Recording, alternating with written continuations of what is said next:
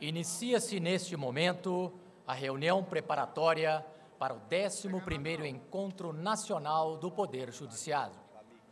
Compõe a mesa de abertura a excelentíssima senhora Presidente do Supremo Tribunal Federal e do Conselho Nacional de Justiça, ministra Carmen Lúcia, acompanhada de suas excelências, os senhores, o vice-presidente do Supremo Tribunal Federal, ministro Dias Toffoli, a presidente do Superior Tribunal de Justiça, ministra Laurita Vaz, o presidente do Superior Tribunal Militar, ministro José Coelho Ferreira, o presidente em exercício do Tribunal Superior Eleitoral, ministro Luiz Fux, o presidente do Tribunal Superior do Trabalho, ministro Ives Gandra, o Corregedor Nacional de Justiça, ministro João Otávio de Noronha, e o vice-presidente do Conselho Federal da OAB, Dr. Luiz Cláudio da Silva Chaves.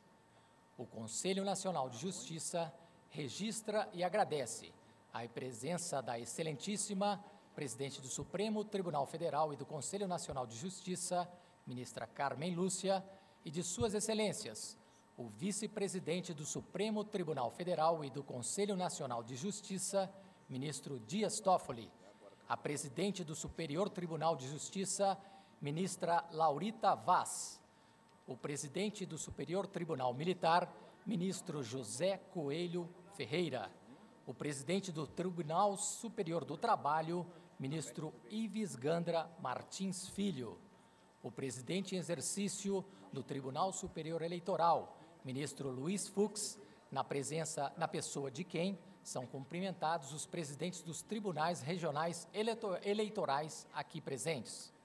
O Corregedor Nacional de Justiça, ministro João Otávio de Noronha, na pessoa de quem são cumprimentados os senhores conselheiros do Conselho Nacional de Justiça. O vice-presidente do Conselho Federal da Ordem dos Advogados do Brasil, Dr. Luiz Cláudio da Silva Chaves, na pessoa de quem são cumprimentados os senhores advogados. O presidente da Associação dos Magistrados Brasileiros, Dr. Jaime de Oliveira, na pessoa de quem são cumprimentados os senhores presidentes de associações da magistratura. O senhor Milton Gonçalves, membro do Conselho Consultivo do Departamento de Pesquisas Judiciárias do Conselho Nacional de Justiça. Senhores magistrados, senhoras e senhores. Para a abertura dos trabalhos, tem a palavra a ministra Carmen Lúcia. Boa tarde a todos. Senhor ministro Dias Toffoli, vice-presidente do Supremo Tribunal Federal e do Conselho Nacional de Justiça, em nome de quem eu cumprimento todos os magistrados de todos os tribunais e instâncias brasileiras.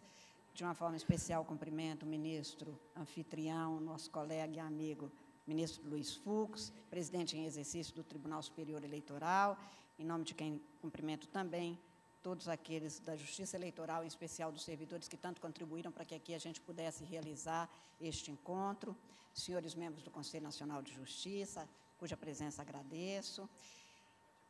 Na declaração de instalação da reunião preparatória para o 11º Encontro Nacional do Poder Judiciário, as minhas palavras nessa instalação serão breves e apenas para pontuar algumas situações e algumas circunstâncias que marcam este encontro, como se tem todos os anos, desde a instalação, praticamente, do Conselho Nacional de Justiça.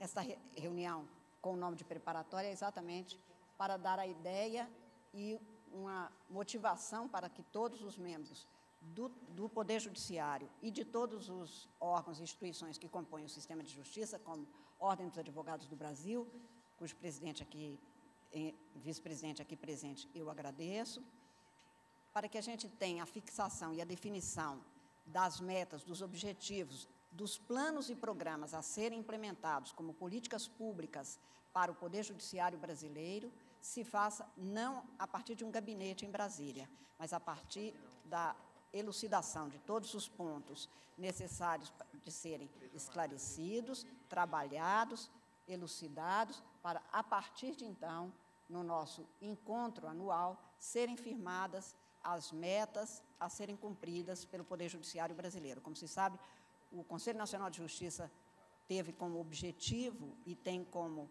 competência constitucional fixar as políticas necessárias para que a prestação jurisdicional seja mais eficiente para os brasileiros.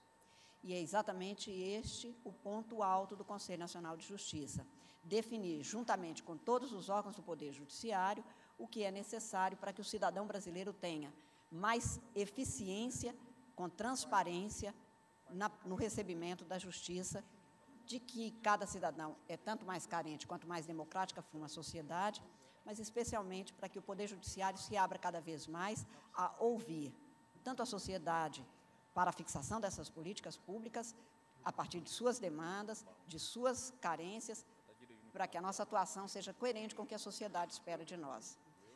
Mas, principalmente, para que os juízes disponham de condições para que possa prestar devidamente e em tempo razoável, como determinado constitucionalmente, o seu ofício, para que ele possa prestar a jurisdição, portanto, em tempo curto, o que ainda hoje nós não obtivemos, como é de conhecimento público. Muitas vezes se critica o Poder Judiciário, e acho que posso dizer em nome, pelo menos, dos meus colegas do Supremo, mas de uma forma geral, também nós, juízes, não estamos satisfeitos com o desempenho do Poder Judiciário. A gente queria estar julgando a cada semana os processos que entram naquela semana. Mas é certo que a demanda que nós temos, o número de juízes que temos e, principalmente, a legislação que permite que os processos não se acabem, não possam transitar em julgadas as decisões, numa primeira ou até numa segunda decisão, faz com que haja postergação e, muitas vezes, isso não é perfeitamente compreendido. Mas a procura pelo Poder Judiciário dá bem a dimensão dos desafios que nós temos, porque nem se há nunca, numa democracia, de fechar as portas ao cidadão que procura pela justiça, pelo Poder Judiciário, nem se há de permitir que a delonga, pelo excesso de processos em tramitação, faça com que o cidadão não se sinta satisfeito com a justiça. O dia que se diz acreditar da justiça, se acredita não apenas do próprio Estado, mas se acredita até, muitas vezes, da convivência com o outro.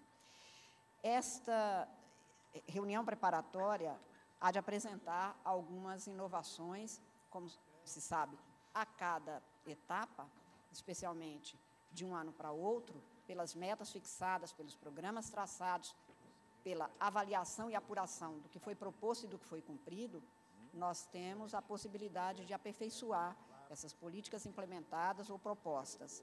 E, neste ano, nós vamos notar, e isso haverá de ser demonstrado aqui e demonstrado de forma clara para toda a sociedade brasileira, que conseguimos, se tomar como parâmetro o que se teve desde o primeiro encontro e a primeira apuração de resultados, e agora maior transparência do que se tem, segundo o Departamento de Pesquisas Judiciárias, hoje dirigida pela professora Tereza Sadek, que faz um trabalho muito profundo, muito técnico e muito aberto exatamente às críticas para que a gente tenha uma melhor depuração e apuração de resultados, uma forma de apresentação à sociedade que nós não conseguimos encontrar em outros países. Todos os números são abertos, todos os números de processos, de quantidades, não apenas por matérias, mas pelos estados, pelo Poder Judiciário Federal, em cada ramo do Poder Judiciário, tudo que se fez, tudo que se apurou, onde está. É claro que há uma demanda grande ainda a ser devidamente satisfeita. A tentativa é exatamente que cada vez mais nós tenhamos possibilidade deste atendimento em tempo razoável, como determinado constitucional. Também as formas de apuração foram aperfeiçoadas para que se tenha tecnicamente a visão de qual é o critério utilizado para a apuração, porque se pode valer de vários critérios, e, portanto, se não se tiver esta apresentação, fica difícil a análise dos resultados, ou fica, às vezes, incompreensível, e se pode, então, prestar o resultado apresentado a qualquer tipo de comunicação, muitas delas, às vezes, de maneira equivocada, que é o que não se pretende. O Poder Judiciário quer se mostrar exatamente para se aperfeiçoar. E, por isso, nós contamos muito nesta apresentação de dados de maneira tão aberta, tão transparente, a que a sociedade colabore, as academias, os órgãos, com as críticas que venham positivas e que possam ser aproveitadas e até com as respostas sobre os dados apresentados. Mas é o próprio Poder Judiciário que tem tido cuidado de se mostrar.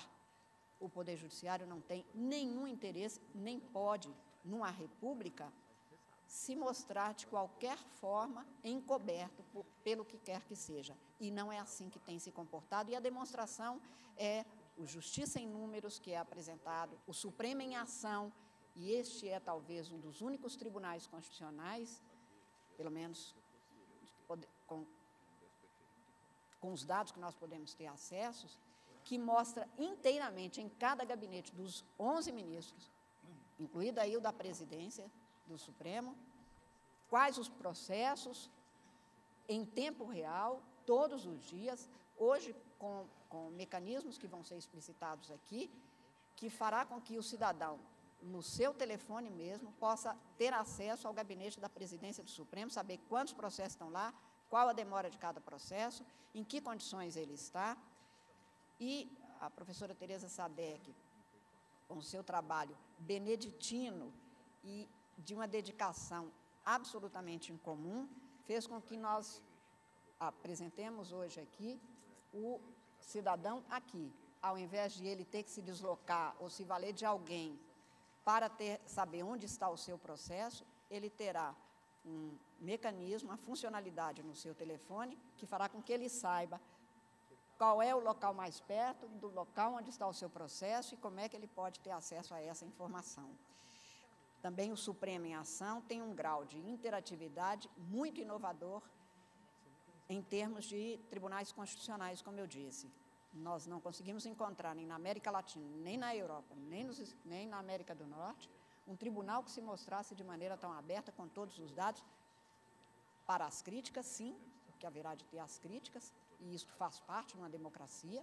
Somos juízes humanos, portanto, inteiramente abertos, porque o que é do nosso interesse é prestar a melhor jurisdição, e no nosso caso, a melhor jurisdição constitucional para todos os brasileiros.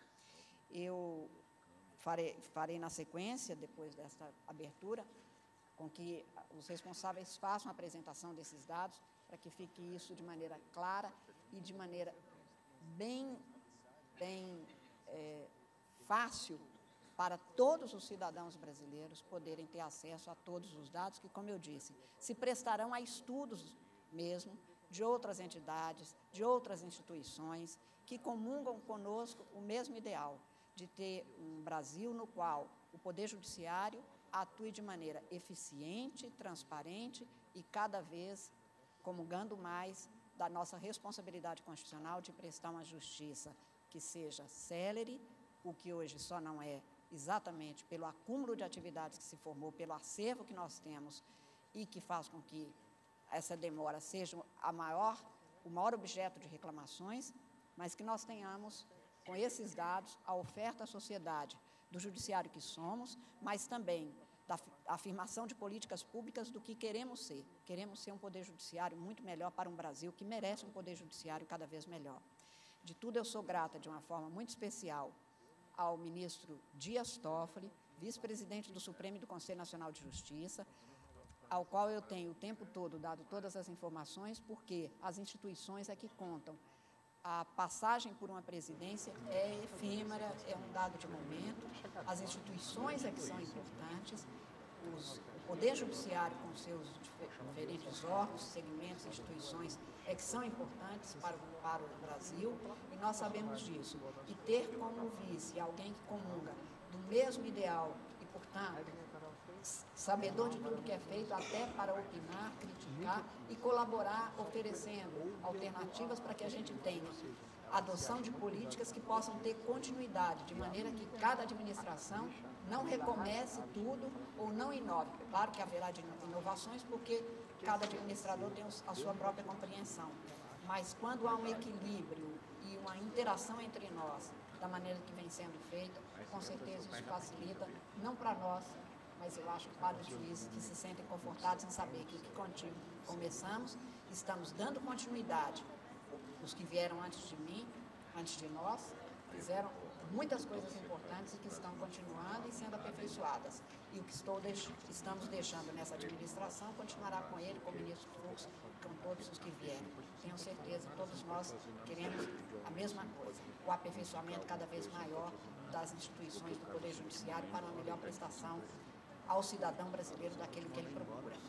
E o segundo agradecimento muito especial que eu faço é à equipe do Conselho Nacional de Justiça, em especial aos servidores e aos servidores do Departamento de Pesquisas Judiciárias.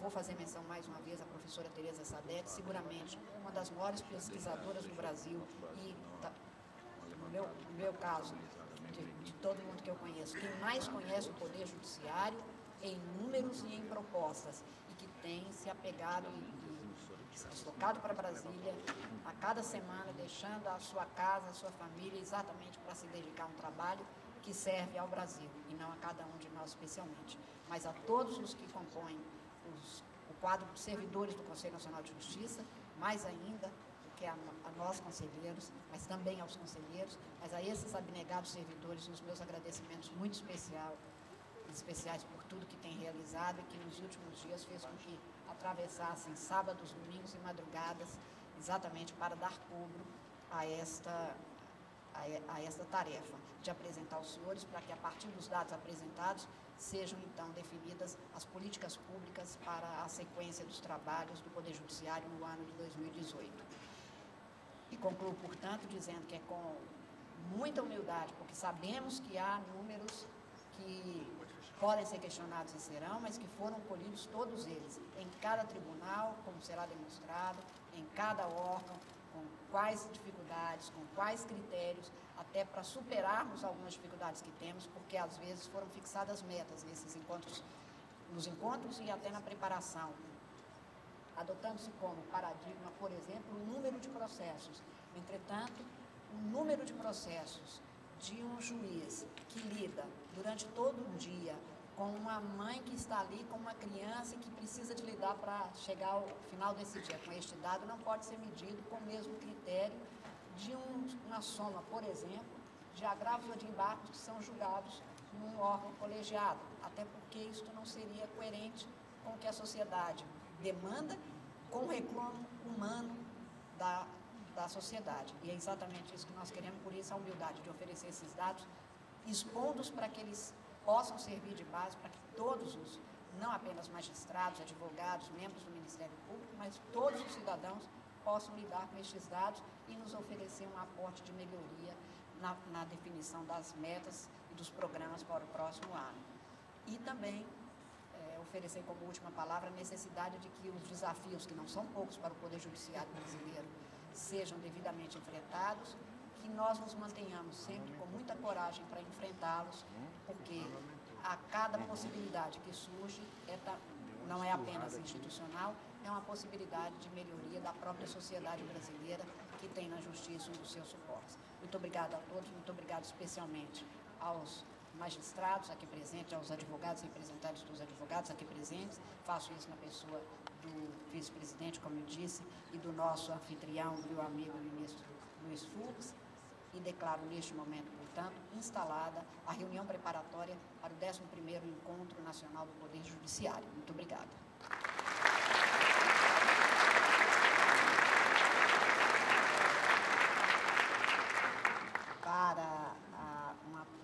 Também para uma palavra, eu passo agora o microfone ao ministro vice-presidente do Supremo Tribunal Federal e do Conselho Nacional de Justiça, ministro Dias Toffoli.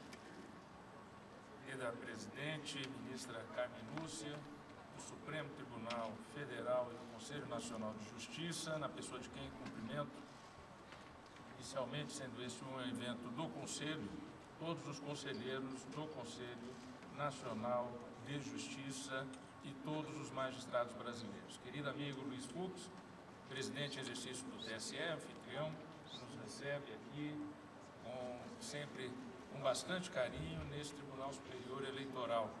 Querido José Coelho Ferreira, do Superior Tribunal Militar, ministra Laurita, do STJ, ministro João Otávio de Noronha, corregedor nacional de Justiça, querido Ives, do TST, Luiz Cláudio Chaves, representando a OAB, senhoras e senhores, os presidentes de associações de magistrados, que cumprimento na pessoa do desembargador de São Paulo, Jaime, todos os presentes. A importância do poder judiciário hoje é desnecessário dizer. O importante, eu penso que é nós termos em conta a mudança de perspectiva e de demanda sobre o poder judiciário que ocorre em todo o mundo ocidental democrático, mas particularmente e especialmente no Brasil.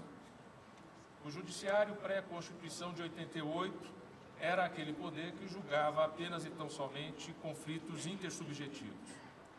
Julgava o caso do cidadão A contra o cidadão B, o caso do cidadão A contra o Estado, contra a União. Este judiciário do passado, que tinha por demanda resolver brigas de vizinho, conflitos individuais, hoje é chamado a resolver os grandes conflitos da sociedade brasileira, sejam conflitos culturais, sociais, políticos, econômicos e mesmo culturais. E a Constituição de 1988, fruto de um grande debate nacional, com muita sede de democracia, de direitos e de garantias, ao estabelecer o Pacto Social, optando por uma Constituição garantidora de direitos da liberdade e também direitos sociais, trouxe de outro lado o Poder Judiciário como aquele ator garantidor da efetividade desses direitos. Então, o judiciário de hoje não é aquele judiciário que nós aprendemos nos bancos escolares. Não é. Quando passamos pelos bancos escolares, nós tínhamos a existência de um outro tipo de perspectiva e de cobrança do Poder Judiciário. A sociedade se volta ao Poder Judiciário, querendo conhecê-lo, querendo estar ciente do que se passa dentro deste poder, e aí a presidente, a ministra Carmen Lúcia, tem trazido à luz e com transparência a necessidade de aumentar cada vez mais a transparência do Poder Judiciário. É necessário que todas as pessoas, cidadãos do nosso país, saibam o que acontece no Poder Judiciário. Nós somos servidores públicos, antes de mais nada, antes de tudo. Nós servimos ao país e ao cidadão. Nós temos, portanto, nesse 11º encontro preparatório, uma importância muito grande. Vejam que é extremamente relevante a presença aqui de todos os tribunais superiores à mesa dessa abertura e a presença dos senhores e das senhoras conselheiros do Conselho Nacional de Justiça, associações de magistrados, desembargadores, presidentes, vice-presidentes, membros de órgão especial dos tribunais e demais magistrados que acompanham esta reunião preparatória. A criação do Conselho Nacional de Justiça foi um marco na necessidade de organizar o Poder Judiciário e preparar o Poder Judiciário para essas novas demandas da sociedade brasileira. O Conselho Nacional de Justiça, ao estabelecer metas e diretrizes, e não apenas o olhar fiscalizatório, que é importante e necessário, mas não é o único papel do Conselho. Quando se pensa em Conselho Nacional de Justiça, muitas vezes se olha apenas o lado da correição. Ela é necessária, ela é presente, ela é, sem dúvida nenhuma, uma função relevante, mas também a organização, as diretrizes e metas para enfrentar este novo papel que é cobrado da justiça brasileira e como que esta jurisdição está sendo prestada. É para isso que foi criado o Conselho Nacional de Justiça, e quando a ministra Carmen Lúcia, presidente do Conselho Nacional de Justiça e, antes de tudo, do Supremo Tribunal Federal, diz que comungamos da mesma filosofia e da mesma visão, é porque dialogamos sobre o Conselho Nacional de Justiça desde quando não éramos do Supremo Tribunal Federal, desde quando éramos advogados, e defendíamos a criação do Conselho quando tramitava a proposta de emenda constitucional no Congresso Nacional, exatamente com essa visão de preparar o Judiciário para essas grandes dimensões da realidade do século XXI, do mundo contemporâneo, deste mundo que é um mundo online, que é um mundo que nos cobra transparência e prestação de contas. Então, é extremamente relevante que os tribunais superiores, que os tribunais regionais, que os tribunais de justiça e toda a magistratura tenham a perspectiva de que trabalhar junto ao Conselho Nacional de Justiça, na perspectiva de estabelecer diretrizes, metas, fiscalização e transparência, só vai fazer legitimar perante a sociedade brasileira, as suas instituições, a nação e ao povo, o Poder Judiciário como um ator eficaz, eficiente e efetivo da construção da nossa democracia e de resolução dos nossos conflitos, não só individuais, mas também os coletivos. E aí gostaria de destacar o trabalho da ministra Carmen Lúcia e a importância, presidente Carmen, do lançamento do Supremo em ação. É extremamente relevante que o Supremo dê o exemplo, porque muito embora não seja constitucionalmente subordinado ao Conselho Nacional de Justiça, todos nós procuramos exatamente nos envolver naquelas metas, naquelas diretrizes que são estabelecidas nacionalmente neste encontro nacional que é realizado todo final de ano, desde a criação do Conselho Nacional de Justiça. É extremamente relevante, portanto, que o exemplo saia já diretamente do Supremo Tribunal Federal. E nessa perspectiva, este projeto que eu gostaria aqui de delinear e apresentar às senhoras e os senhores do Supremo em ação, eu penso que é extremamente relevante. Então, eu digo que, inspirado no princípio da publicidade e com o objetivo de agregar mais transparência às atividades do Supremo, é a primeira vez que o Conselho Nacional de Justiça realiza um diagnóstico do Supremo Tribunal Federal, apresentando dados sobre recursos financeiros, recursos humanos e movimentação processual, de forma semelhante ao Justiça em Números. E, anualmente, desde 2004, consolida os dados estatísticos de todos os tribunais brasileiros. Ou seja, a partir de agora, o Supremo Tribunal Federal se insere, embora não submetido ao Conselho Nacional de Justiça, também se insere na demonstração destes dados. O STF, o Conselho Nacional de Justiça, apresentará a produção de relatórios estatísticos representando importantíssimo instrumento de informação e de prestação de contas à sociedade brasileira. Mas o Supremo em Ação vai além. A ferramenta ela é online, acessível a qualquer pessoa através da internet e na forma de aplicativo, através de tablets, iPhones, enfim, os meios de comunicação, os vários aparelhos disponíveis, com atualização em tempo real das atividades e dos números do Supremo e de cada um dos seus 11 ministros. Tal ferramenta é de fácil acesso, reafirma o objetivo de se conferir mais transparência às atividades da Corte, agregando um novo pensar em termos de prestação jurisdicional ao aproximar a justiça da sociedade. Parabenizo, então, mais uma vez, a eminente presidente ministra Carmen Lúcia, presidente do Conselho Nacional de Justiça e do Supremo Tribunal Federal, assim como todos os magistrados e servidores e profissionais envolvidos no projeto, pela inovadora e relevante iniciativa que certamente produzirá importantes reflexos no desempenho dos trabalhos da Corte. Esses dados estatísticos nos dão subsídios e inspiração para que continuemos nos aperfeiçoando e buscando a racionalização das nossas rotinas de trabalho, imbuídos sempre do compromisso de empreendermos um esforço conjunto para alcançarmos a máxima qualidade da prestação jurisdicional à sociedade brasileira, de forma cada vez mais transparente, célebre e efetiva. E, portanto, dando mais este passo no sentido de uma maior transparência, eficiência e aproximação do Poder Judiciário com a sociedade, em particular do Supremo Tribunal Federal, Cumprimento o Conselho Nacional de Justiça, especialmente a sua presidente, a ministra Carmen Lúcia, e desejo a todos que participarão nesses 2 dias de atividade de uma reunião preparatória, mas extremamente importante, para que, ao final do mês de novembro, quando houver o encontro nacional de se bater o martelo nas políticas de metas, diretrizes e planejamento de todo o Poder Judiciário, todos nós estejamos devidamente envolvidos e sempre tendo presente que essa atuação, ela engrandece, ela legitima o Poder Judiciário perante a nação. Parabéns, ministra Carmen, parabéns ao Conselho Nacional de Justiça, bons trabalhos. Vai ficando pra casa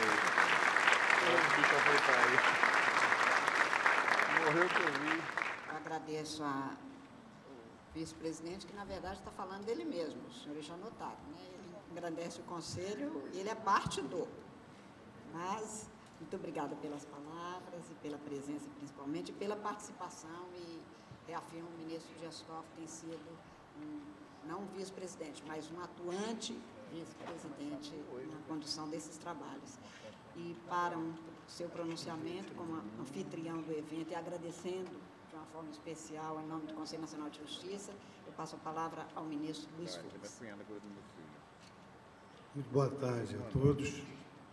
Queria saudar a dileta amiga, ministra Carmen Lúcia, presidente da nossa Corte, do Supremo Tribunal Federal, ministro Dias Toffoli também, esse grande amigo hoje na vice-presidência do Supremo Tribunal Federal, a minha madrinha, a ministra Laurita Tavares, que me introduziu no plenário do STJ há uns 15 anos atrás, presidente do Superior Tribunal Militar, ministro José Coelho Ferreira, presidente também Agradecimento especial. Superior Tribunal do Trabalho, Tribunal Superior do Trabalho, ministro Ives Gandra, Martins Filho, ministro João Otávio, querido amigo de tantos anos de convivência no STJ, João Otávio de Noronha, vice-presidente do Conselho Federal da Ordem dos Advogados do Brasil, doutor Luiz Cláudio da Silva Chaves, presidente dos tribunais regionais eleitorais, dos tribunais em geral, e presidente da Associação dos Magistrados Brasileiros, doutor Jaime de Oliveira, na pessoa de quem eu cumprimento o presidente de todas as associações aqui presentes, meus queridos amigos, senhores magistrados, senhoras e meus senhores. O professor Pedro Calamandrei dizia que os juízes se unem através da consagração das suas vidas em prol da justiça, que ainda é o maior sonho da humanidade. E por isso, para nós, paradoxalmente, como anfitriões, também devemos um grande agradecimento pelo convite de podermos participar do encontro com os colegas dos tribunais federais, dos tribunais estaduais, na medida em que eu tive a sorte de Deus de ter escolhido esse sacerdócio, esse apostolado da magistratura desde o início da minha vida profissional. Fui promotor 2 anos, mas logo segui para a carreira da magistratura, de sorte que eu sempre tenho um prazer muito grande em poder me dirigir aos meus companheiros desse grande apostolado, desse sacerdócio, que é a magistratura, nem sempre valorizada à altura que ele merece. Eu queria aproveitar aqui o ensejo da participação nesse evento de repassar aos senhores uma perspectiva que hoje há no mundo inteiro do compromisso do Poder Judiciário, que não é senão um compromisso com uma prestação judicial, um prazo razoável, como promete a Constituição e como hoje instrumentaliza o novo Código de Processo Civil, os nossos colegas juízes, um judiciário comprometido com a autocomposição, com a conciliação dos litígios, que ainda é a melhor forma de solução judicial, porque otimiza o relacionamento social, um judiciário comprometido com a gestão do processo, não apenas aquele sujeito neutro que assiste à luta entre pessoas desiguais, mas um verdadeiro gestor do processo, como hoje já se estabelece na fase de saneamento, que o juiz organiza o processo, o juiz estabelece uma ordem cronológica, o juiz pode fixar com as partes um calendário e, acima de tudo, um juiz que preconize e faça valer, na realidade prática, a força que hoje se empresta à jurisprudência dos tribunais superiores.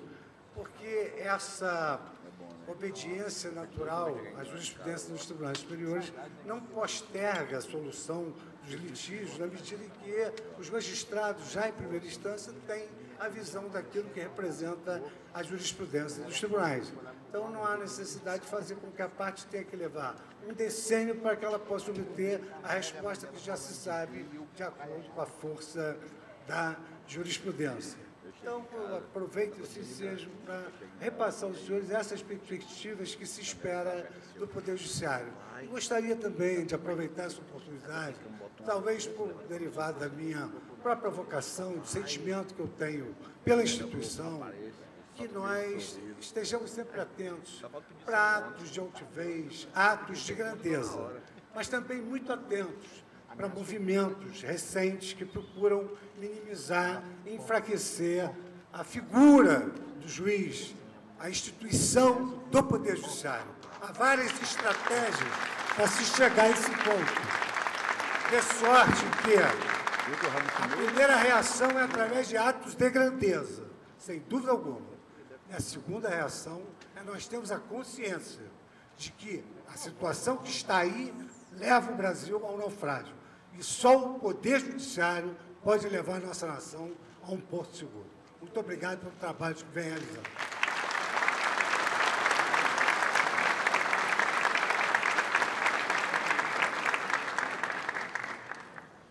Senhores ministros, senhores magistrados, senhores advogados presentes, senhores servidores, eu gostaria, já de pronto e sem desfazer a mesa, convidar dois servidores que vão nos apresentar os dois, como já foi anunciado aqui, as duas funcionalidades, primeiro o Supremo em Ação e depois o aplicativo Supremo em Ação. Portanto, inicialmente, eu gostaria de convidar o público a servidora Gabriela Azevedo, que é diretora técnica do Departamento de Pesquisas Judiciárias do Conselho Nacional de Justiça, para fazer a apresentação do Supremo em Ação. Boa tarde, senhores. Boa tarde, ministra, excelentíssima ministra Carmen Lúcia. Aqui eu cumprimento todos os demais ministros da mesa. Boa tarde, senhores juízes, senhores conselheiros do Conselho Nacional de Justiça, senhores servidores. Eu vou apresentar rapidamente os principais resultados do Supremo em Ação, os dados estatísticos. O relatório ele foi concebido, como é óbvio, pela capa, mas também em seu conteúdo, muito baseado nos indicadores do Justiça e Números, né? E assim ele guarda analogia com os principais dados, como taxa de congestionamento, índice de atendimento à demanda, os principais dados estatísticos que são analisados no Justiça e Números desde 2004, agora integram sua premiação e fecha esse ciclo, completa os 91 tribunais analisados pelo CNJ, com o mesmo critério, com a mesma metodologia estatística. Então, vou passar aqui. A despesa do STF em 2016 foi de 564 milhões. A título de comparação, a gente colocou aqui também as despesas dos tribunais superiores. Né? Do STJ, 1,5 bilhão, TST, 920 milhões, TSE, 867 milhões, e Justiça Militar da União, que inclui não só a STM, como as auditorias militares, 509 milhões. Então, o valor né, ele é até um pouco mais baixo, mas, claro, também tem menos ministros, menor fluxo processual também. Foram 90 mil casos novos, 86 mil processos baixados, e o ano de 2016 encerrou com um acervo de 57 mil processos. Houve uma pequena elevação do acervo em 2016, que foi a primeira vez na série histórica que isso ocorreu. E a tramitação eletrônica também é digno de nota, porque 91% dos processos novos já ingressaram de forma eletrônica. A taxa de congestionamento do Supremo é de 40%,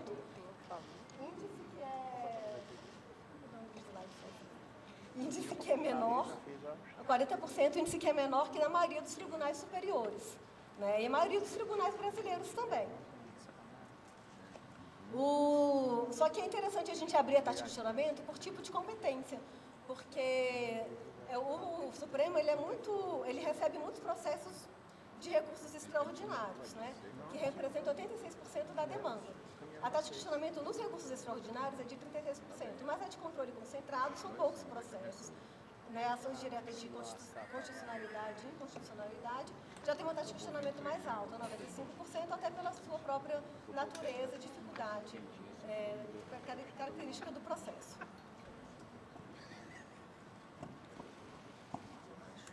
As 88% das decisões proferidas em 2016 foram do tipo monocrática. Também, especialmente os recursos extraordinários, 89%, mas os de controle concentrado, já em menor índice, 74%.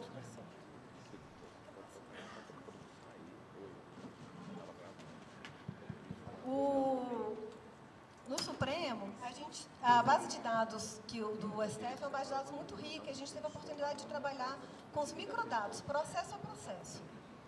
E permite muitas análises que às vezes a gente tem dificuldade de fazer no próprio Justiça em Números. Né? Porque no Justiça em Números a gente tem os dados mais agregados, além de serem 90 tribunais brasileiros. Então, um relatório feito especificamente para o Supremo permite uma análise mais aprofundada do tema. Entre os maiores litigantes, chama atenção o fato de que a União e o INSS constam entre os dois primeiros maiores litigantes, tanto no polo ativo quanto no polo passivo. E, além disso, em 8 anos, tramitaram 723 mil processos.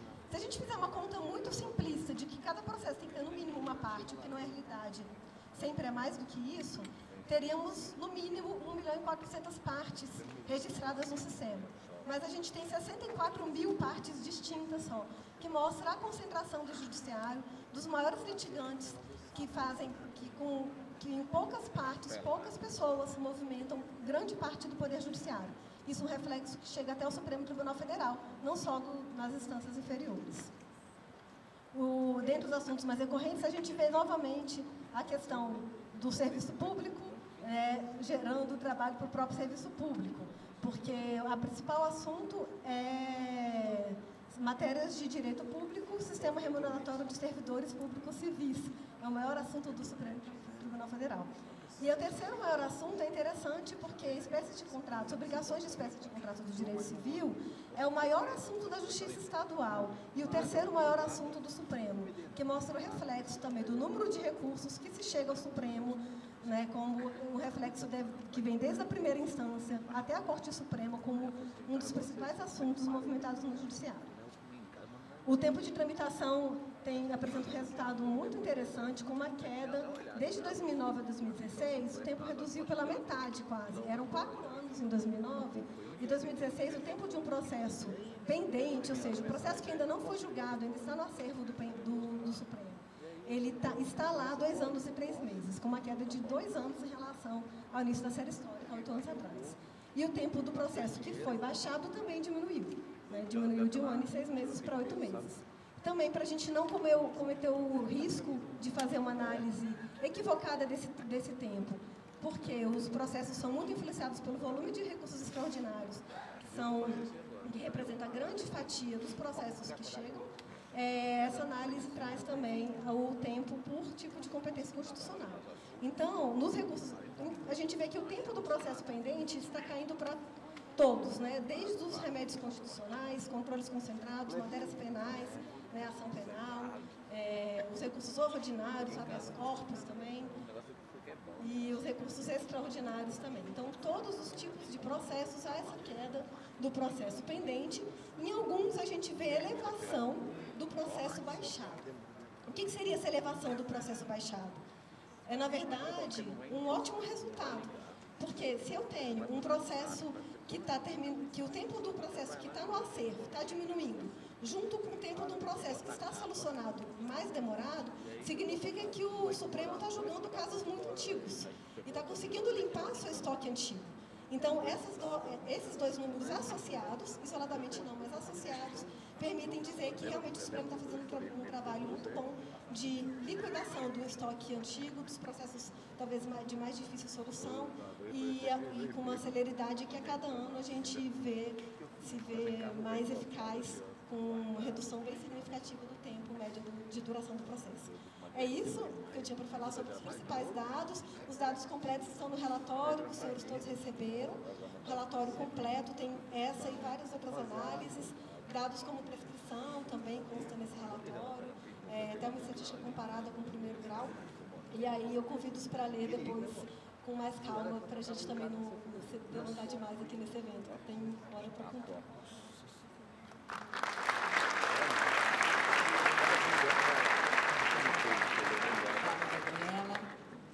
Eu gostaria, então, agora que o servidor Rondon Porto, pesquisador do Departamento de Pesquisas Judiciárias do CNJ, fizesse a apresentação do aplicativo Supremo.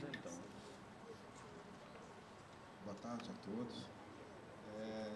A questão do aplicativo foi uma maneira não só de colocar o relatório, né, mas também de colocar uma forma muito mais intuitiva para a população conseguir consultar os dados dos ministros do Supremo. Então, como foi essa maneira? Né? A gente pensou de uma maneira, uma visualização bem intuitiva. Né? O próprio aplicativo, ele tem a opção, vem a capa, nós temos aqui a apresentação, vem a apresentação da ministra, tal, e do relatório. Tem a questão da introdução, né? E o relatório em si para fazer download. Agora, a coisa mais interessante, no sentido de dar essa transparência, é justamente a estatística em tempo real dos ministros, dos processos. Então, você basta escolher o ministro, né? E aí você vai ter uma visualização dessa em rede. Esse gráfico em rede, ele vai mostrar. Nos nós que estão em amarelo, são os nós que ainda estão pendentes, né? Os que estão em azul, já houve uma decisão final. E aqui, em verde, você tem a produtividade dos ministros. Isso desde o começo do ano até o ano corrente, porque isso aí é em tempo real, ele vai se atualizando o tempo todo. O interessante também é que você pode dar um zoom, né, e chegar, quiser escolher, e tem a classificação justamente por recursais, né, por controle concentrado, a parte constitucional, tem a parte das demais originárias e as criminais originárias, né, o que foi decidido e o que está pendente está do outro lado aqui. Então, a pessoa que quiser saber sobre um processo que está pendente ou que foi decidido, basta escolher a classe do ministro, a classe do processo, né? Controle concentrado, tem uma ADIM ou algum habeas corpus, ou na parte criminal, se quiser pegar, por exemplo, uma ação penal, aí vai vir todas as ações e ele vai dizer claramente, você tem a ficha do processo, a localização onde se encontra, né, e o tempo de tramitação do processo. Aqui ele pode retornar novamente e ele vai ter novamente toda a rede e ele pode fazer a consulta de qualquer outro processo. Se ele quiser, por exemplo, acessar o processo, vamos pegar um recurso aqui na originários, né? Ele pega aqui. Ele clicando, ele vai direto à página do processo no Supremo e você tem justamente o resultado, né? Então não tem uma transparência total sobre o volume de processos e o que se encontra pendente, ou seja, sem decisão com o ministro, o que ele já decidiu e a produtividade. E aqui você tem todo um balanço também, né, do acervo que ele tinha de processos, quantos foram baixados, quantos foram distribuídos e o acervo atual. Então, do acervo atual, aí você tem, né, esse gráfico, ele proporciona uma visão bem, isso aqui é atualizado em tempo real. À medida que vai passando, né, é uma coisa, até um modelo que você quebra o paradigma daquele modelo colunar, dele chegar a procurar pela classe do processo, você já vê todos os processos que ele decidiu e a produtividade de cada ministro. Já, então, até, a gente pensou até em colocar mais a posteriori, talvez ser colocado com relação aos conselheiros, né? Já que esse modelo do Supremo ele dá uma visão muito, muito clara dos processos que estão. É isso, basicamente, né? A questão do Supremo e a ação do aplicativo. Obrigada.